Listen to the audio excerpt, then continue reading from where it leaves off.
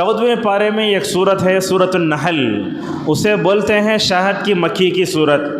मुफस्सिरीन ने इस सूरत के बारे में एक नुक्ते की बात बताई। 5 मिनट इंशाअल्लाह इस पर गुफ्तगू करके अपनी बात को आगे बढ़ाते हैं। मुफस्सिरीन ने कहा अल्लाह तबारक व तआला ने 14वें पारे में जो सूरत है, तकरीबन शायद 16 नंबर सूरत है, ये 16 नंबर की सूरत है। उस सूरत में अल्लाह तबारक व तआला ने शुरू से लेकर आखिर तक नेमतों का जिक्र किया है। क्या क्या नेमतें इंसान को मिलती हैं, मैं समझता हूँ कुरान में जितनी नेमतों का जिक्र सूरत النحل में और कहीं भी नहीं है। अल्लाह तबारक व तआला ने इसमें कई नेमतें बताई, इसीलिए बाज़ उलमा ने तो इस सूरत का दूसरा नाम ये बताया कि ये शहद की मक्खी की सूरत नहीं, नेमतों वाली सूरत है।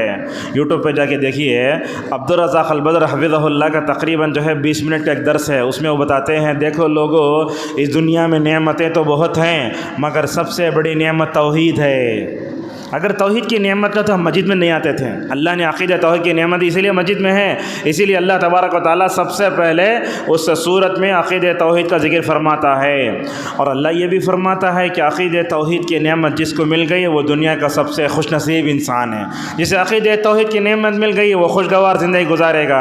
और अल्लाह ने ये भी फरमाया देखो हमारे ऊपर नेमतें बहुत हैं, बल्कि मैं ये जुमला हमेशा अपने दुरूस में कहता हूँ, सर के तालू से लेकर पैर के तलवे तक अल्लाह नेमतों में डुबो कर रखा है। कितनी नेमतें, आती जाती सांस, मुझे बोलने का ये तरीक़ा, आपको सुनने के लिए कान, सब किसने दिए? अल्लाह ने दिए।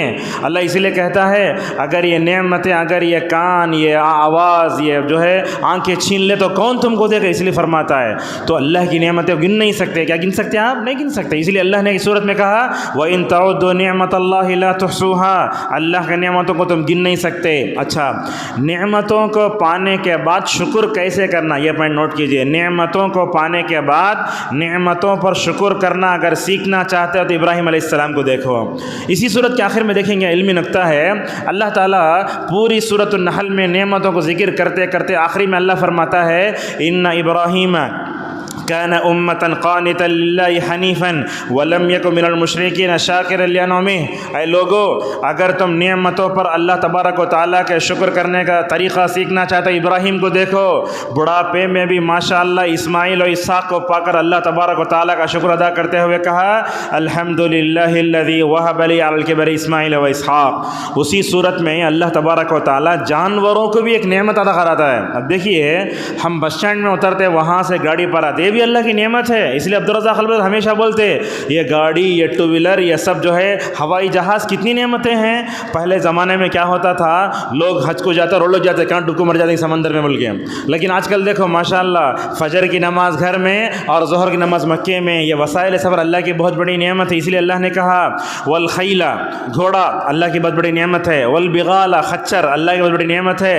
और उसके बाद कहा घोड़ा, वल खैला वल बिगाला वल हमीर, ये घोड़ा, ये गद्दा और ये क्या है, खच्चर, ये अल्लाह की बहुत बड़ी नेमतें। अल्लाह क्या फरमाता है उसके आगे व यख़्लुक़ु मा ला तअलमून, और अल्लाह ताला ऐसी ऐसी नेमतें पैदा करेगा दुनिया में जिसको तुम जान भी नहीं सकते।